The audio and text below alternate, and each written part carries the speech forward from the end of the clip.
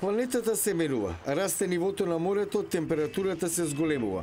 Поголема е веројатноста за природни катастрофи, каков што беше опустошувачкиот пожар во Калифорнија. Климатските промени се видливи и не чинат стотици милиарди долари. Повеќето научници се согласни дека климатските промени се резултат на зголеменото ниво на јаглероден диоксид во атмосферата, но други не се согласуваат. Тврдат дека глобалното затоплување е природна појава, која датира уште од леденото доба.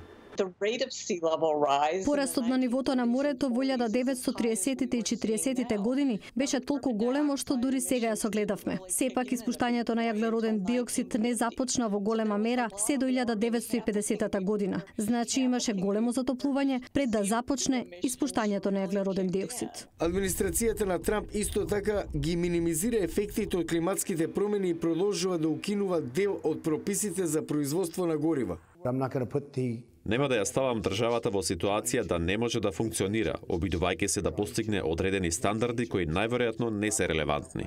Но научниците велат дека, иако е вината врз индустриските земји како САД, најверојатно нема да ги сносат најголемите трошоци.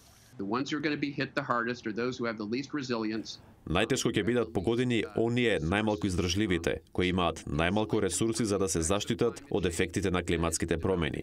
Тоа се државите во развој од Африка и други кои се уште не постигнале економска благосостојба. Експертите додаваат дека искористувањето на обновливи извори на енергија може долгорочно да го намали испуштањето на јаглеродниот диоксид и да го промени животот на идните генерации.